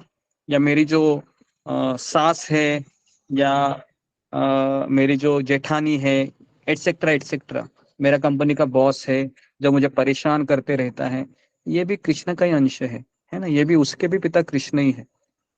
तो क्या मैं उससे बदला लूंगा फिर, बताइए, क्या मैं रिवेंज लूंगा अगर उसने मेरे साथ ये किया है? नहीं लेंगे हम रिवेंज, नहीं है ना जी। तो इसके लिए हमको ये एजुकेशन देना बहुत जरूरी है, और इसलिए हम भगवत गीता के ऊपर रोज चर्चा करते हैं, ताकि हम अपने आप को एजुकेट करते रहे कि सही क्या है और गलत क्या है, इस तरीके से। ठीक है, तो यहाँ पर मैं रुकता हूँ। किसी कुछ प्रश्न रहेंगे इसलिए मैं जल्दी क्लास को खत्म कर रहा हूँ। 10 मिनट में केवल क्वेश्चन लूंगा। अगर किसी के क्वेश्चन रहेंगे इसके ऊपर, तो मुझे पता है क्वेश्चन बहुत रहेंगे, आप पूछ सकते हो, आपकी अंडरस्टैंडिंग आप क्लियर कीजिएगा। क्योंकि मुझे पता है कि घर में टीवी रहता है, बाहर के लोग हैं, अखबार होता है, काफ़ी सवाल खड़े होते हैं जब हम इस तरीके से दंगल ये सब देखते हैं। लेकिन एक भक्त होने के नाते मैंने आपको 2 चीज़ें बताई कि हमें प्रार्थना करनी चाहिए उनके लिए।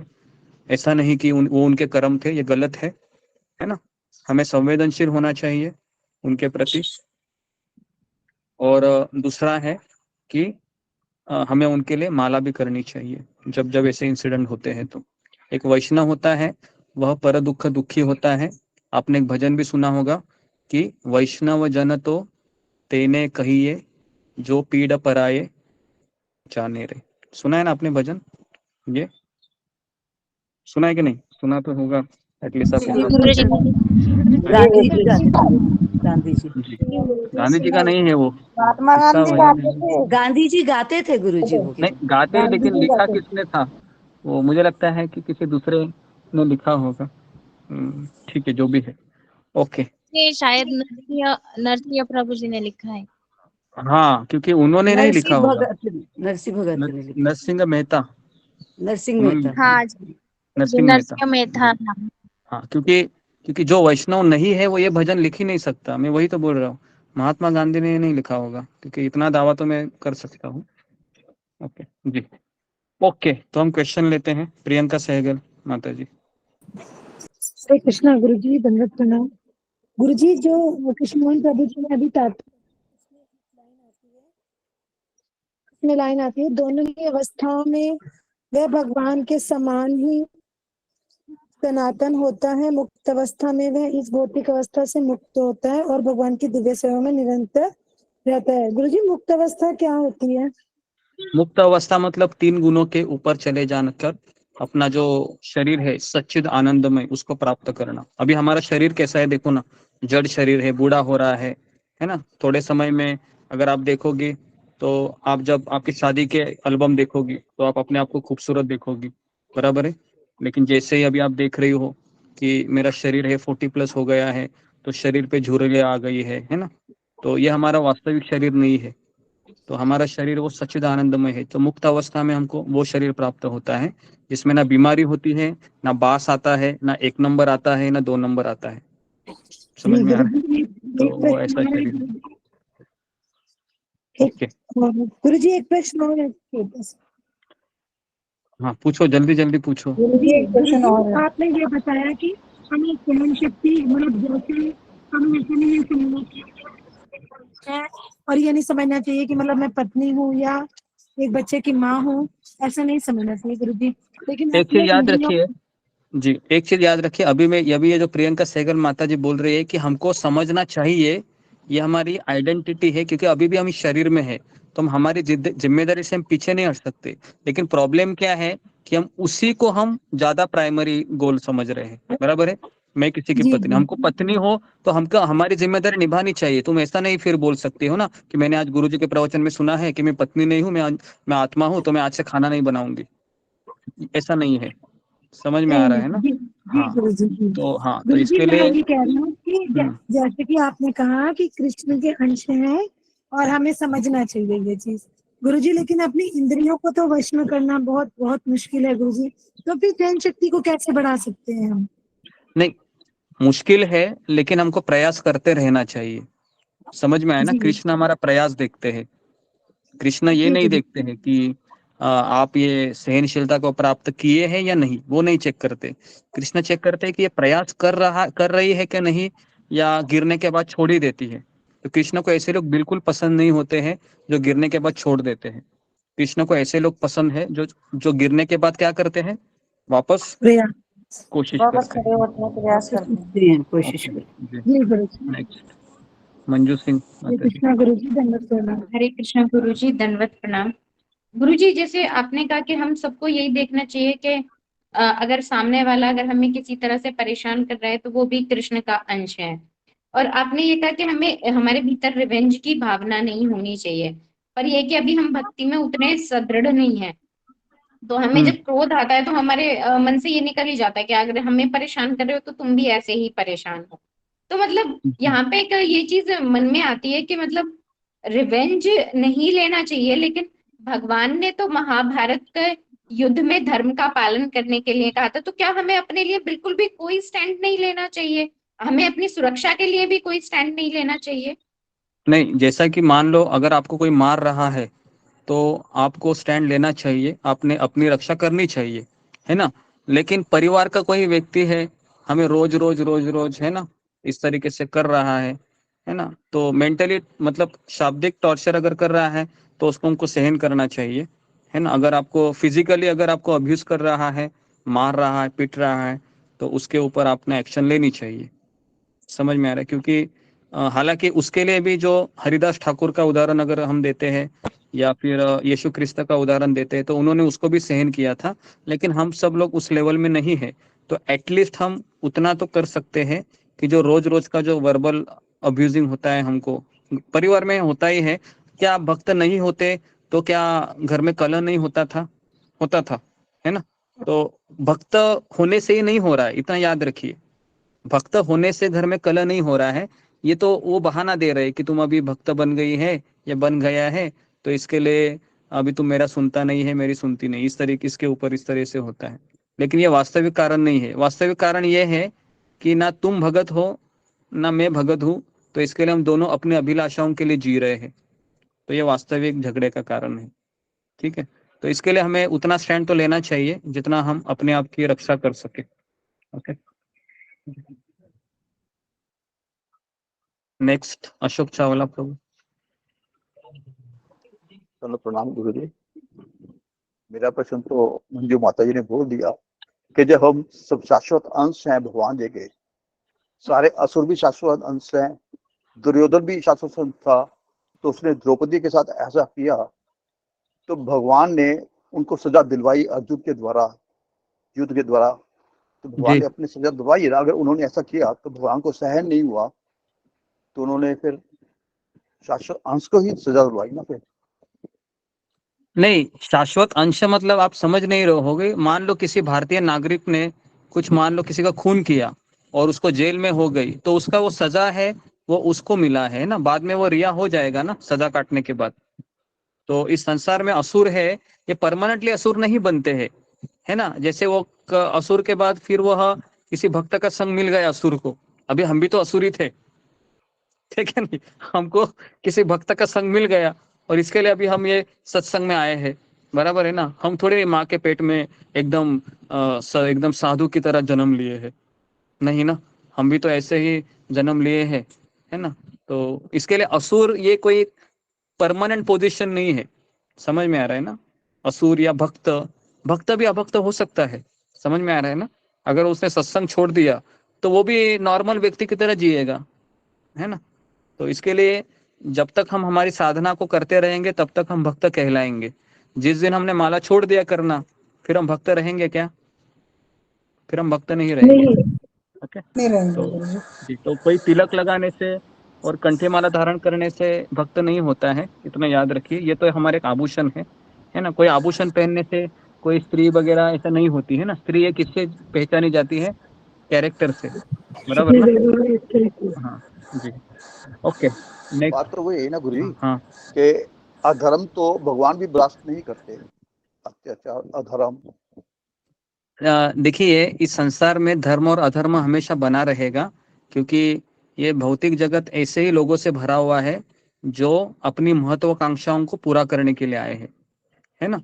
तो इसके लिए ऐसा कभी दिन नहीं आएगा कि एक भी दुर्योधन नहीं है, एक भी धृतराष्ट्र नहीं है, ऐसा नहीं होगा।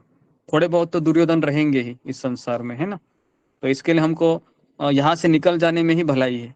क्या लगता है आपको अशोक प्रभु, है ना? तो निकल जाने में भलाई है। ओके जी। अच्छा, एक प्रश्न और था गुरु जी, क्षमा करना, कि जैसे कहते हैं ब्रह्मा जी के 1 दिन के बाद प्रलय आती है, पर मेरे को कई कहते हैं ब्रह्मा जी के 100 दिन के बाद प्रलय आती है, 1 साल के हाँ, बाद, 100 साल जी के जी बाद। जी। नहीं, इसके ऊपर मैं आपको, कल हमारा सेशन यही रहेगा। मैं एक्चुअली आज ही वो सेशन लेने वाला था कि सृष्टि की निर्मिति कैसे हुई और 4 प्रलय किस तरह से आते हैं। लेकिन सुबह जब ये वृषाली ने कहा था कि प्रार्थना करना चाहिए, मुझे तो पता भी नहीं है क्या हो रहा है ना। तो मैंने सोचा कि चलो हमें इसको थोड़ा सा जस्टिस देना चाहिए। एटलीस्ट भक्तों को ये तो समझ में आना चाहिए कि ऐसा नहीं कि मैं अपनी आंखें बंद करूं जो हो रहा है। तो ऐसा नहीं है, हमको उसको एक गीता के प्रोस्पेक्टिव से समझना चाहिए कोई भी चीज़ को। तो फिर मैंने सोचा कि वो हम कल सेशन लेंगे और आज हम फिर वो ये बताते हैं आपको कि ये जो हो रहा है इसके पीछे क्या कारण है। ठीक है, तो कल मैं आपको इस चीज़ के बारे में पूरा बताऊंगा। पर ठीक है, गुरुजी उनको धन्यवाद गुरु दंड जी। तो देना चाहिए जो उन्होंने इतना गलत कर दिया उनको। वो जैसे कृष्ण ने अर्जुन बिल्कुल। को कहा था कि द्रौपदी के साथ ऐसे था, तो इनको भी दंड आपका तो देना चाहिए। जी, आपका टर्न आएगा ना, तभी मैं आपको पूछता हूँ, है ना। अभी ये अंजलि सिंह माता जी का है। जी बोलिए अंजलि सिंह माता जी। दंडवत प्रणाम गुरुजी, सभी भक्तों को दंडवत प्रणाम। गुरुजी, जैसे आपने बताया कि हमें प्राइमरी पहचान जो है हम भगवान के सेवक हैं, तो इस पे हमें ज्यादा जोर देना चाहिए। तो हम क्या होता है ना, घर में सहन करते हैं, अगर कोई कुछ बोलते तो सहन करते हैं, लेकिन कभी कभी पता नहीं वो मतलब वो चीज नहीं आ पाता। कभी कभी वही फॉर्म में आ जाता है कि हाँ हम पत्नी हैं, इसके लिए हम बुरा मान जाते हैं। तो हमें कैसे अभ्यास करना चाहिए? जैसे 1-2 पॉइंट आप बता दीजिए।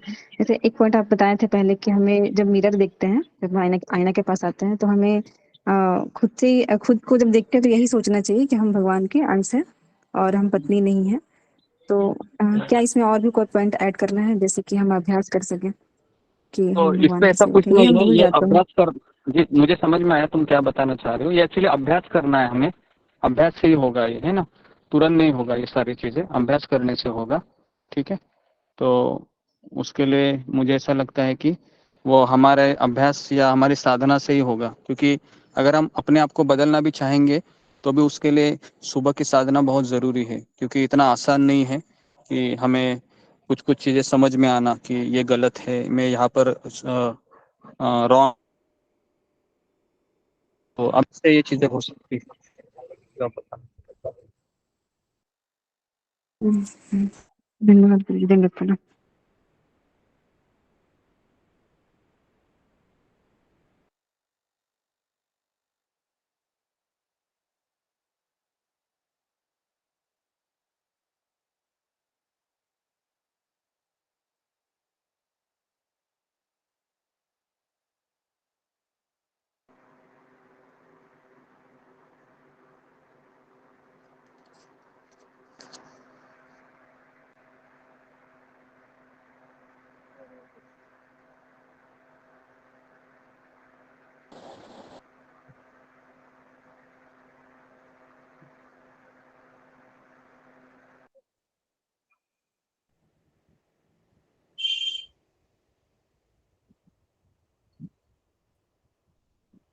गुरुजी म्यूट हो गई क्या?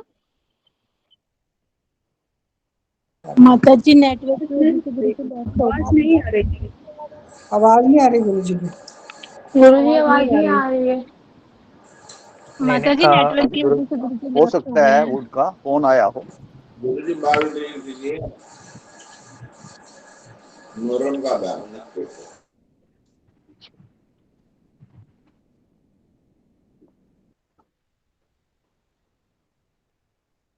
ओके, हरे कृष्णा। नेक्स्ट क्वेश्चन बोलिए इंदु माता जी। ये कह रही थी गुरुजी, जब अर्जुन ने द्रौपदी ने ऐसे किया तो अर्जुन को दंड दिया था ना श्री कृष्ण ने, तो इन लोगों को क्यों नहीं दंड मिलना चाहिए जिन्होंने ऐसे हाँ, कार्य तो किए? इसीलिए जब अर्जुन ने दंड दिया था तो वहां पर कौन थे? अर्जुन ने अकेले अपने मन से दंड दिया था कि कृष्ण के कहने से दंड दिया था? नहीं, उनका क्रोध तो था। भीम ने तो कहा था नहीं कि मैं नहीं, उसके मेरा बाजू ये उखाड़ूंगा। पहले मेरे सवाल का आंसर दीजिए ना कि अर्जुन ने अपने मन से दंड दिया था या कृष्ण ने कहा था कि तुम युद्ध करो? अर्जुन तो युद्ध करना नहीं चाह रहा था। पहले मेरे नहीं, पर वो तो सवाल नहीं का उत्तर दीजिए। मैंने कहा था। वो तो नहीं करना चाह कृष्ण रहा था, मगर भीम ने तो कहा था कि मैं अंजलि भर खून पीऊंगा उनका। उनका दे दिया ना दंड। तो अश्वत्थामा को मारना तो उचित नहीं समझा था उस समय।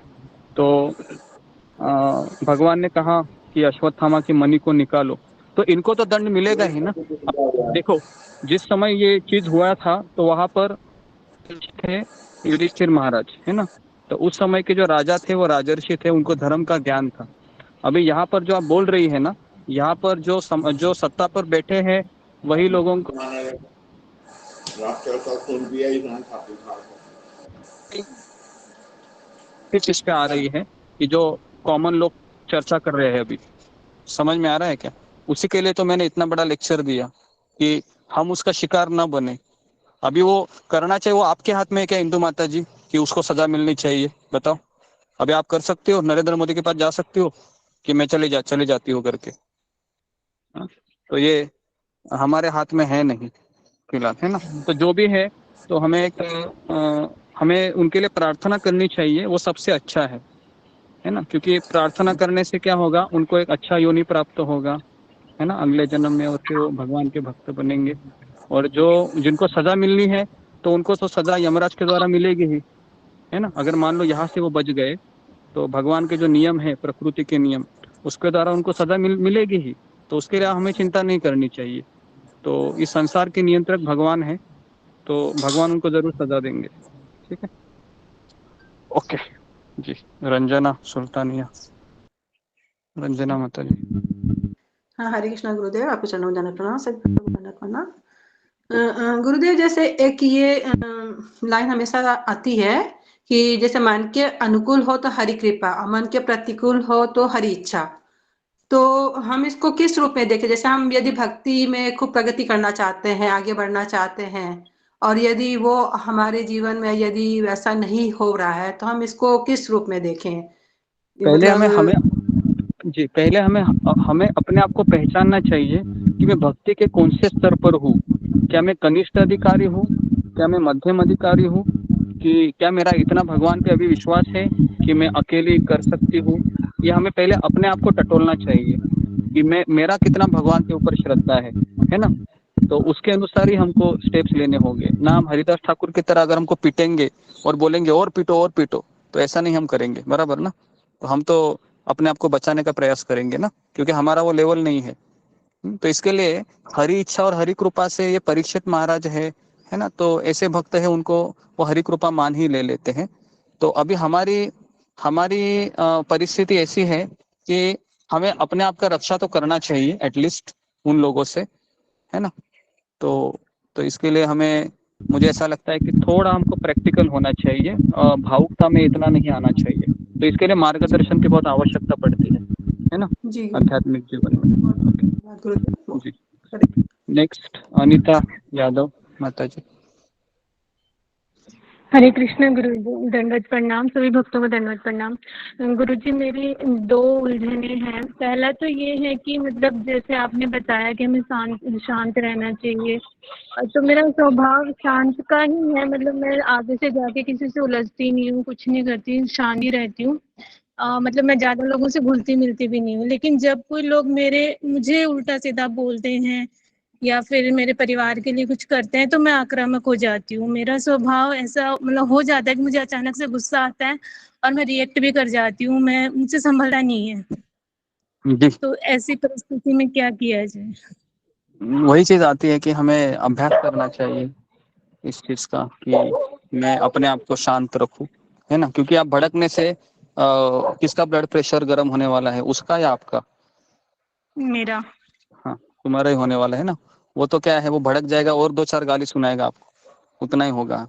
तो इसके लिए कई बार सबसे बेस्ट रहता है कि वहां से निकल जाना सबसे बेस्ट रहता है, क्योंकि जो व्यक्ति अज्ञानी है उसके मुंह लग के भी ज्यादा फायदा नहीं है ना। और अगर आप वैष्णव है तो हमें भगवान से ये प्रार्थना कर सकते हैं, इनको अक्ल दे दो, थोड़ा थोड़ा दिमाग दीजिए, ताकि ये लोग अपने विचार को बदले। इतना मैक्सिमम कर सकते हैं, है ना।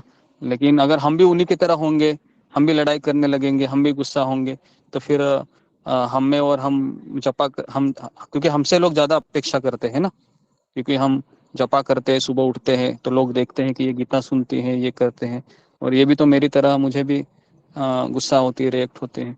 तो एटलीस्ट हमें 2 चीजें कर सकते हैं, एक तो शांत रहिए, नहीं हो रहा है तो निकल जाइए, ठीक है, और तीसरा उनके लिए प्रार्थना भी कर सकते हैं, और चौथा अभ्यास कर सकते हैं। ओके, जी गुरु जी, धन्यवाद। गुरु जी, एक ओके। प्रश्न मेरा ये है कि जैसे मैंने सुना है कि जैसे कोई अपराध करता है, किसी ने किसी के साथ दुष्कर्म कर दिया या किसी की हत्या कर दी, यदि उसे माफ कर दिया जाता है तो अगले जन्म में फिर जिसके साथ हुआ है वो उल्टा उसके साथ बदला लेता है, और यदि उसे सजा दे दी जाती है, जैसे फांसी वगैरह दे दी जाती है, तो उसके कर्म फल कट हाँ जाते हैं, क्या ये सही है? जी, हाँ सही है। मान लो अभी जो हत्यारे थे उसके मणिपुर कांड के, मान लो उनको अगर सजा मिल जाती है यहाँ इसी के कानून में, तो फिर वह यमराज के कानून से बच सकते हैं, क्योंकि जो यमराज उनको सजा देने वाले थे वो उनको यहाँ पर ही यहाँ की सरकार ने दे दिया।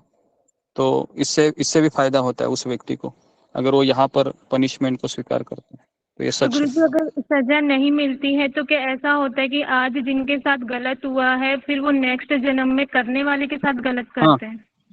जी जी, नेक्स्ट टाइम फिर वो लड़की बनेंगी जिसने मारा है, और उसके साथ भी ऐसे ही रेप होगा। तो ये ऐसे ही, तो ये ये प्रकृति का नियम है। हमेशा चलता ही जी रहेगा?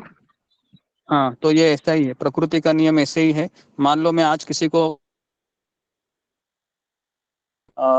मैं वो बनूंगा, और वो बन के मुझे काट के खा लेगा, तो ऐसा ही चलता है। ओके जी। धन्यवाद गुरु जी, धन्यवाद, प्रणाम। जी, कृष्ण मोहन सिंह प्रभु। जी, धन्यवाद, प्रणाम गुरु जी। गुरु जी, आपके पास समय है क्या अभी? नहीं, 40 अभी हो गया समय तो मेरे हम पास नहीं है, तो थोड़ा सा हम ना कल तो लेते हैं फिर, ठीक है, मुझे भी जी जी, समय को देखते हैं जी। और रहने दें, आप बोले पर थे कि बाहर हैं। रुकता हूँ। हाँ, मैं बाहर हूँ, मैं अभी, ठीक है, आप प्रश्न पूछ सकते हैं, मैं रिक्शा की वेट कर रहा हूँ। रिक्शा नहीं मिल रही है तब तक आप पूछते रहिए, है ना। रिक्शा जैसे मिलेगी मैं बैठ जाऊंगा, तो आप अभी बोल लीजिए, ठीक है, क्योंकि रिक्शा तो भी मैं नहीं है बोलता अभी। हूँ गुरु जी। हाँ, बोल गुरु जी, दीजिए। एक्चुअली एक्चुअली मेरा प्रश्न नहीं है। मैंने देखा था कि मेरे पास एक भक्त हैं अपने ग्रुप में, वो स्टूडेंट हैं, उन्होंने भेजा है। आप, हो सकता है आप इससे आप जान जाए उनका नाम, मैं नाम जी यहाँ जी, नहीं बोल रहा हूँ। लेकिन बराबर। आपने जो आपने टॉपिक लिया, उस टॉपिक हाँ से ऐसा लग रहा है कि उनका निदान हो गया होगा, लेकिन वो मैं देखा हूँ ग्रुप में नहीं है। तो ओके जी जी। ये तो जो आपने मणिपुर हिंसा की बात कही, जब हम भक्ति लाइन में रहते हैं, हमारे परिवार में भी ऐसे हमसे हमारे विरोध में, या ऐसा हमें लगता है कि हमारे जो अपने हैं वो हमारा विरोध कर रहे हैं, तो जी उस समय में तो कुछ ऐसा हो रहा है कि जो हमारे परिवार में भी कुछ ऐसे हमसे हैं, जैसे अगर मैं कमा रहा हूँ तो लग रहा है कि वो हमारे जो दूसरे हैं, जो कुछ कमजोर दिखते हैं, जिनके ऊपर हम गुस्सा भी कर देते हैं, उनको चुप कराने की कोशिश करते हैं। लेकिन हम्म।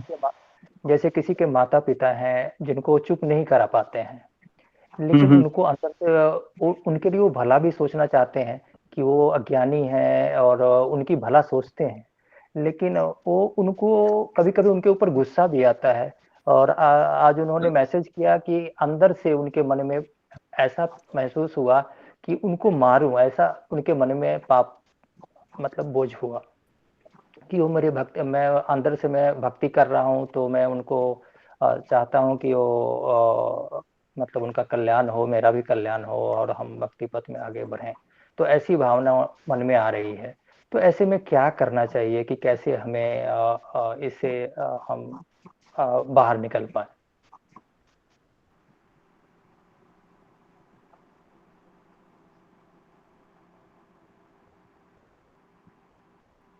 गुरुजी शायद लिफ्ट हो गई है।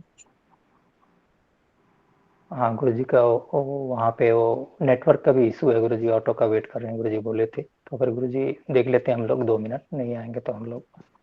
जी ओके, हरे कृष्णा। हाँ बोलिए। जी जी बोले। हाँ हाँ मैं सुन रहा था, अचानक डिस्कनेक्ट होगा। जी जी जी जी आगे बोलिए। तो वही तो ऐसे में उनको क्या करना चाहिए? वो बहुत ही जी परेशान कमजोर है। लोग हैं, बराबर है कि वो लोग गलती करते हैं, हम चिल्लाएंगे तो उनको भी खराब लगता है ना, और बार बार रिपीट करते हैं और हमको भी अच्छा नहीं लगता। ऐसा ही आप बताना चाह रहे हो ना?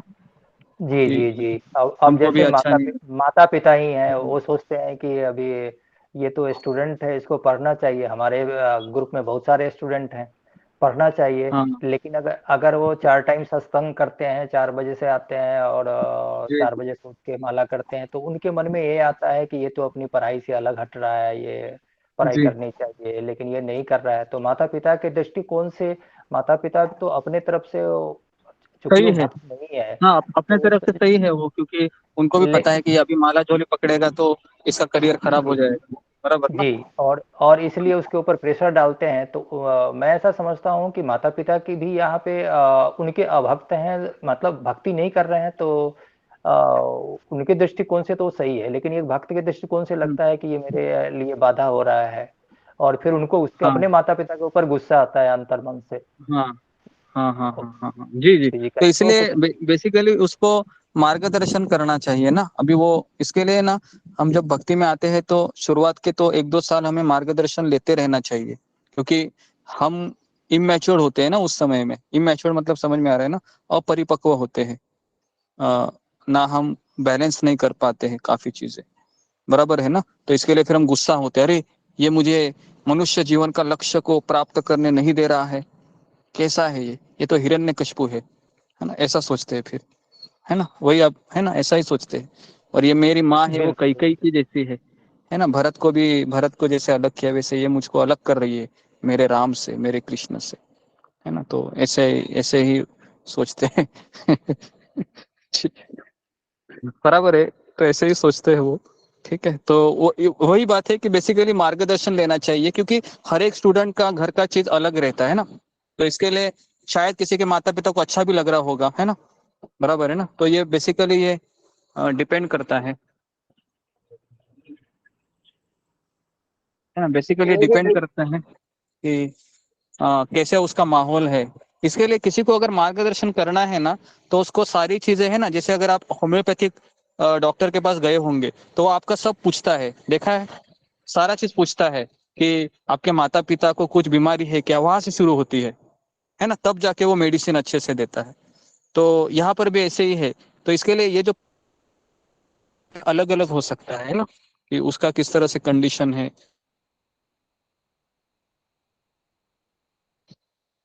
ओके, हरे कृष्ण। धन्यवाद गुरु तो जी, यहाँ पर धन्यवाद रुकता गुरु हूँ। जी, धन्यवाद हरे गुरु। कृष्ण कृष्ण कृष्ण हरे हरे, हरे हरे राम कृष्ण हरे गुरु राम हरे राम राम। कृष्ण हरे कृष्ण कृष्ण कृष्ण हरे हरे हरे गुरुजी कृष्ण हरे हरे राम